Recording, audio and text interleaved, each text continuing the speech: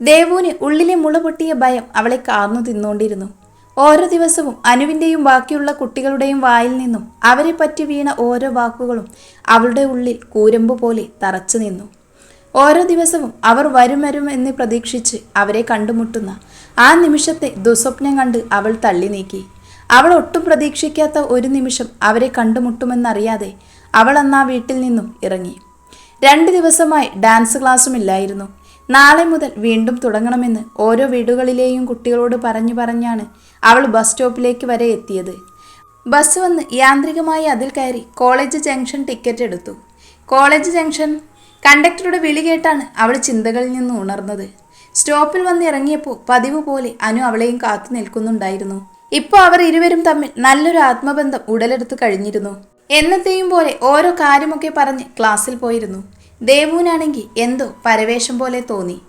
അതുകൊണ്ട് ആദ്യ പീരീഡ് കഴിഞ്ഞപ്പോൾ അവൾ അനുവിനെയും വിളിച്ച് ക്യാൻറ്റീനിൽ പോയി ഒരു ചായ കുടിച്ചു. അപ്പോൾ ഒരാശ്വാസം തോന്നി.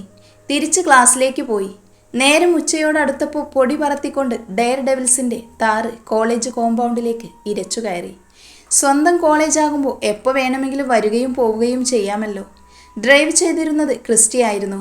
കോ ഡ്രൈവിംഗ് സീറ്റിൽ ആഹി, പുറകിലായി ബാക്കി 3 പേരും. ഡാ, ഇന്ന് അവൾ വന്നു കാണുമോ? റോസി ചോദിച്ചു. ഇന്നും കൂടി വന്നില്ലെങ്കിൽ അവളെ വീട്ടിൽ പോയി പൊക്കുമെന്നല്ലേ ദേ ഇവൻ്റെ ഓർഡർ. ക്രിസ്റ്റി കോ ഡ്രൈവിംഗ് സീറ്റിലിരിക്കുന്ന ആഹിക്ക് നേരെ കൈ ചൂണ്ടിക്കൊണ്ട് പറഞ്ഞു. അവൾ ഏത് ഡിപ്പാർട്ട്മെൻ്റ് ആയിരുന്നു? BS maths. ആഹാ, അപ്പോൾ നമ്മുടെ ടീമാണല്ലേ. ഡാ ആഹി, എന്താ നിന്റെ പ്ലാന്? ക്രിസ്റ്റി ചോദിച്ചു.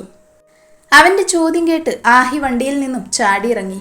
വാ, അവൻ വിളിച്ചതും ബാക്കി 4 പേരും വണ്ടിയിൽ നിന്നും ഇറങ്ങി. ഫസ്റ്റ് ഇയർ BS ഡിപ്പാർട്ട്മെൻറ്റിലേക്കാണ് അവൻ്റെ പോക്കെന്ന് കണ്ട് ഊറി ചിരിച്ചുകൊണ്ട് അവരും അവൻ്റെ പിന്നാലെ പോയി. ദേവുവിൻ്റെ ക്ലാസ് ആകെ ഒരു ബഹളമായിരുന്നു അവർ ചെന്നപ്പോൾ. ദേവു ആണെങ്കിൽ അനുവിനോട് തലവേദന എടുക്കുന്നു എന്ന് പറഞ്ഞ് ഡെസ്കിൽ തലവെച്ച് കിടക്കുകയായിരുന്നു. പെട്ടെന്ന് ക്ലാസ് നിശ്ചലമാകുന്നത് പോലെ തോന്നി. അനു നോക്കിയപ്പോൾ അവളുടെ ജീവൻ പറന്നു പോകുന്നത് പോലെ തോന്നി അവൾക്ക് ആ നിമിഷം. ഡെയർ ഡെവിൾസ് ക്ലാസ്സിലേക്ക് കയറി വന്നു. ദേവു ആണെങ്കിൽ ഇതൊന്നും അറിയാതെ കിടക്കുകയായിരുന്നു. അനു നോക്കിയപ്പോൾ അവരിൽ ഒരാൾ മുൻപിലിരിക്കുന്ന ആരോടോ എന്തോ ചോദിക്കുന്നതും അവൾ പുറകിലേക്ക് ദേവുവിനെ ചൂണ്ടിക്കാണിക്കുന്നതും കൂടി കണ്ടപ്പോൾ അവൾക്ക് വല്ലാത്ത പരവേശം തോന്നി. അവൾ ദയനീയമായി ദേവുവിനെ ഒന്ന് നോക്കി. അവർ കൈകൊണ്ട് പുറത്തേക്ക് പോകാൻ ആംഗ്യം കാണിച്ചതും ഓരോരുത്തരായി പുറത്തേക്ക് പോകുന്നത് കൂടി കണ്ടപ്പോൾ അനുവിനാകെ ഭയം തോന്നി. എല്ലാവരും പോയി കഴിഞ്ഞ് അവിടെ അനുവും ദേവും മാത്രമായി. അവർ 5 പേരും പതിയെ അവർക്കടുത്തേക്ക് വന്നു. അനുവിനെ അവർ ഒന്ന് നോക്കി. ആഹി അബിയെ നോക്കിയപ്പോൾ അബി പതിയെ അവളുടെ കൈ പിടിച്ച് അവളെ പുറത്താക്കി ഡോറടച്ച് തിരിച്ചു വന്നു. എന്നാൽ ഈ സംഭവങ്ങളൊന്നും പാവം ദേവു അറിയുന്നുണ്ടായിരുന്നില്ല. തങ്ങൾ മുൻപിൽ വന്നു നിൽക്കുന്നത് അറിഞ്ഞിട്ടും അവളൊരു കൂസലുമില്ലാതെ കിടക്കുകയാണെന്ന് കരുതി ആഹി അവൾ തലവെച്ചിരിക്കുന്ന ഡെസ്കിൽ വലിയൊരു ശബ്ദത്തോടെ അടിച്ചു. അത് കേട്ട് ദേവു ഞെട്ടി തലപൊക്കി നോക്കി. മുൻപിൽ പകയെരിയുന്ന കണ്ണുകളുമായി നിൽക്കുന്നവരെ കണ്ട് അവളുടെ ജീവൻ പോകുന്നത് പോലെ തോന്നി. അവൾ ചാടി എണീറ്റു. നോക്കിയപ്പോൾ ക്ലാസ്സിൽ ആരുമില്ല. ഇപ്പോൾ ഈ നിമിഷം ഭൂമി പിളർന്ന് താഴേക്ക് പോയിരുന്നെങ്കിലെന്ന് അവൾ ആഗ്രഹിച്ചു. പെട്ടെന്ന് ക്രിസ്റ്റിയും സിദ്ധുവും മുൻപിലേക്ക് കയറി നിന്നു. ആഹിയാണെങ്കിൽ എല്ലാം അവർക്ക് വിട്ടുകൊടുത്തതുപോലെ അവളുടെ മുഖത്തേക്ക് പോലും നോക്കാതെ വേറെ എവിടേക്കോ നോക്കി നിൽക്കുകയാണ്. ഞങ്ങളെ മനസ്സിലായല്ലോ അല്ലേ? അതെന്താടാ നീ അങ്ങനെ ചോദിക്കുന്നത്? നമുക്ക് ഇവളെയും ഇവൾക്ക് നമ്മളെയും മറക്കാൻ പറ്റില്ലല്ലോ. പേടിച്ചിട്ട് ദേവുവിൻ്റെ കയ്യും കാലും വിറക്കുന്നുണ്ടായിരുന്നു. അവൾ കിട്ടിയ ധൈര്യം ഉപയോഗിച്ച് അവരെ കടന്ന് മുൻപോട്ട് നടക്കാനൊരുങ്ങി. പക്ഷേ റോസി ഒരു തടസ്സം പോലെ അവൾക്ക് മുൻപിൽ നിലയുറപ്പിച്ചു. ഞാൻ അറിയാതെ ഒരാളെ അടിക്കുന്ന കണ്ടപ്പോൾ നിർത്തടി പന്ന മോളെ, നിന്റെ കഥാപ്രസംഗം ഇങ്ങോട്ടിറക്കണ്ട. ആഹി ചീറ്റപ്പുലിയെ പോലെ അവൾക്ക് മുൻപിൽ പ്രത്യക്ഷപ്പെട്ടു. ഞാൻ പറഞ്ഞില്ലേ, ഞാൻ അറിയാണ്ട് പറ്റിപ്പോയതാ. അവളുടെ കണ്ണുകളൊക്കെ നിറഞ്ഞു. പെട്ടെന്ന് ആഹി അവളുടെ 2 കൈയും കൂട്ടിപ്പിടിച്ച് ഭിത്തിയോട് ചേർത്ത് നിർത്തി. അമ്മേ! ഉരുക്ക് പോലുള്ള അവൻ്റെ കൈ പഞ്ഞി പോലുള്ള അവളുടെ കയ്യിൽ അമർന്നപ്പോൾ അവൾ അറിയാതെ നിലവിളിച്ചു. കുപ്പിവളകൾ പൊട്ടി അവളുടെ കയ്യിലേക്ക് തറഞ്ഞു കയറി. അവൾ വേദന കൊണ്ട് പിടഞ്ഞു. കൈ വിടുവിക്കാൻ കഴിവതും ശ്രമിച്ചു. പക്ഷെ അവൻ്റെ പിടിയൊന്നുകൂടി മുറുകി. ഞങ്ങൾ ആരാന്ന് നിനക്കറിയില്ല. ഇനി ഇങ്ങനെ എന്തെങ്കിലും കാണിച്ചാൽ പിന്നെ നീ ഇവിടെ പഠിക്കണം വേണ്ടയോ എന്ന് ഞാൻ തീരുമാനിക്കും. മനസ്സിലായോടി? അവൻ അവളോടായി അലറി. അവളാണെങ്കിൽ കണ്ണുകൾ മുറുക്കി അടച്ച് നിൽക്കുകയായിരുന്നു. മുഖത്തേക്ക് നോക്കടി മോളെ. അവൻ്റെ അലർച്ചയിൽ അവൾ അറിയാതെ കണ്ണു തുറന്ന് അവനെ നോക്കി. അവൾ കണ്ണു തുറന്ന് നോക്കിയപ്പോൾ ഒരു കൈ അകലം പോലും ഇല്ലാതെ തന്നോട് ചേർന്ന് നിൽക്കുന്ന അവൻ്റെ കാപ്പി കണ്ണുകളാണ് ആദ്യം കണ്ടത്. അവൾ ഒരു നിമിഷം തൻ്റെ വേദന മറന്ന് ആ കണ്ണുകളിലേക്ക് നോക്കി നിന്നു. അവൻ്റെയും അവസ്ഥ മറിച്ചല്ലായിരുന്നു.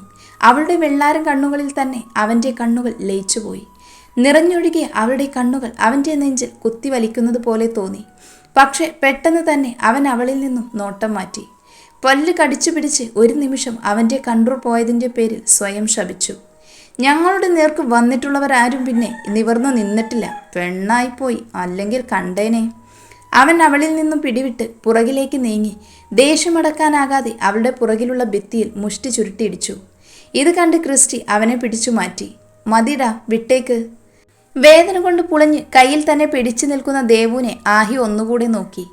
കോലം കെട്ടി വന്നിരിക്കുന്നു കണ്ടില്ലേ, വെറും പട്ടിക്കാട്. അവൻ അവളെ ഒന്ന് പുച്ഛിച്ച് കാറ്റുപോലെ കതക് തുറന്ന് പുറത്തേക്ക് പോയി. കൂടെ ബാക്കി 4 പേരും. ദേവു തൻ്റെ ഗതികേടോത്ത് ഭിത്തിയിലൂടെ ഊർന്ന് നിലത്തേക്ക് ഇരുന്നു പോയി. ആഹി വന്ന് ഡോറ് തുറന്നതും അതുവരെ എന്തൊക്കെയോ പിറുപിറുത്തിരുന്ന പിള്ളേരെല്ലാം നിശബ്ദത പാലിച്ചു. അനുവിനെ കടന്ന് നടന്നു പോയ ആഹി തിരിച്ചു നടന്നു വന്നു. നിന്റെ കൂട്ടുകാരിയോട് പറഞ്ഞേക്ക് ഇനി ഞങ്ങളോട് കളിക്കാൻ വന്നേക്കരുതെന്ന്. അവൾ പേടിയോടെ തലയാട്ടി. അവൻ നടന്നതിൻ്റെ പിന്നാലെ വാലുപോലെ ബാക്കിയുള്ളവരും അവളെ തന്നെ നോക്കി കടന്നുപോയി. അനു ക്ലാസ്സിലേക്ക് കയറാനൊരുങ്ങിയ എല്ലാവരെയും തട്ടിമാറ്റി അകത്തേക്കോടി. നിലത്ത് മുട്ടിൽ തല പൂഴ്ത്തിയിരുന്ന് ഏങ്ങുന്ന അവളുടെ അടുത്തേക്ക് കാറ്റുപോലെ പാഞ്ഞു ചെന്നു.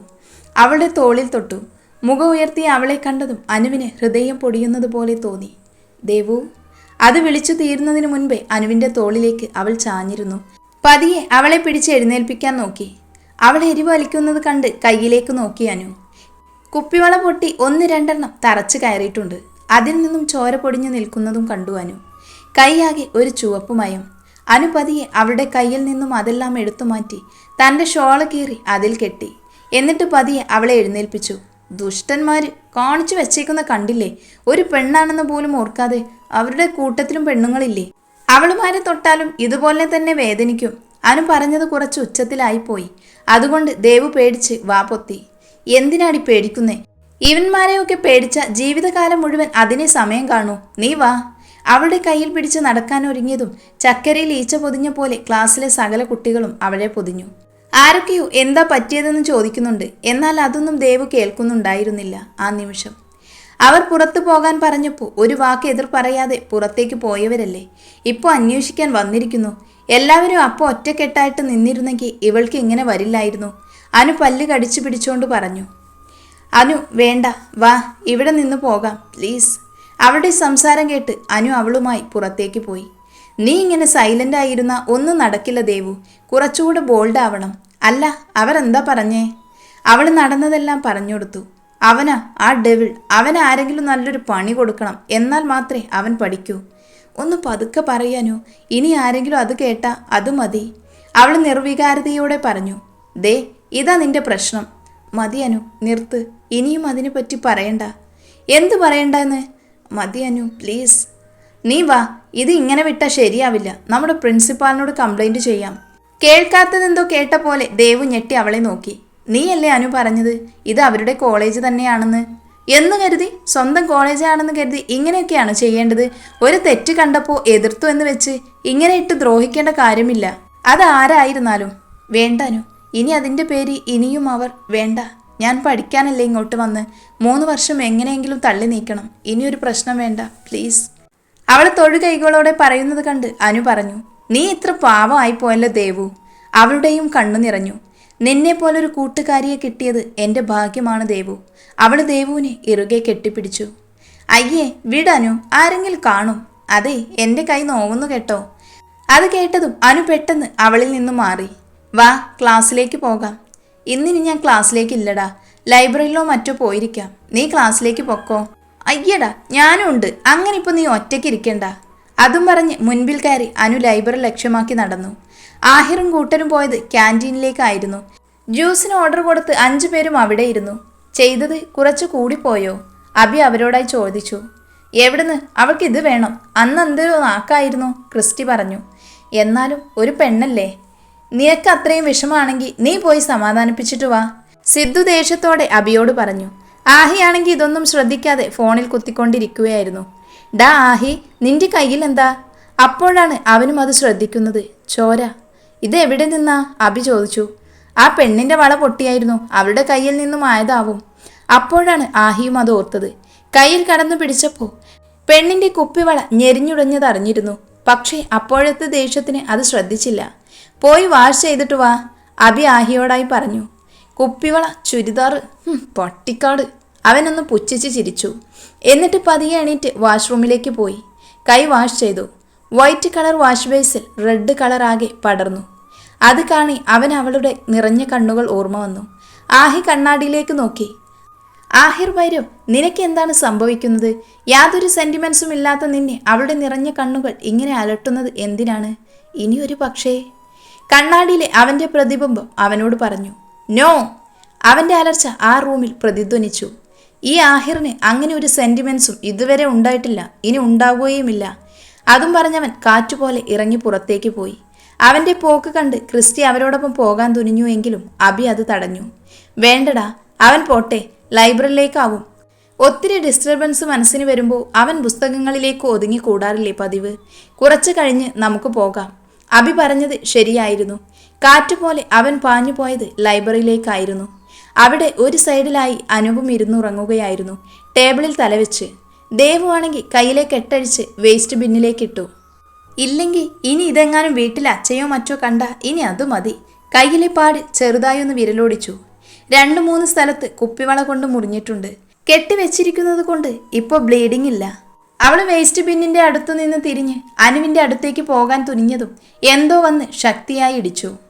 എന്താണെന്ന് തല ഉയർത്തി നോക്കുന്നതിന് മുൻപേ ആരോ അവളെ പിടിച്ച് പിന്നിലേക്ക് തള്ളിയിരുന്നു. മാറി നിൽക്കടി അങ്ങോട്ട്. അവന്റെ അലർച്ച കേട്ട് അനു ഞെട്ടി എണീറ്റു. നോക്കുമ്പോൾ തറയിൽ നിന്നും തലയ്ക്ക് കൈകൊടുത്തുകൊണ്ട് എഴുന്നേൽക്കാൻ ശ്രമിച്ചുകൊണ്ടിരിക്കുന്ന ദേവുവിനെയും അടുത്ത് രൗദ്രഭാവത്തിൽ നിൽക്കുന്ന ആഹിയെയുമാണ് കണ്ടത്. അവൾ ദേവുവിന്റെ അടുത്തേക്ക് ഓടാൻ തുടങ്ങുമ്പോഴാണ് ആ കാഴ്ച കണ്ട് അവൾ തറഞ്ഞു നിന്നത്.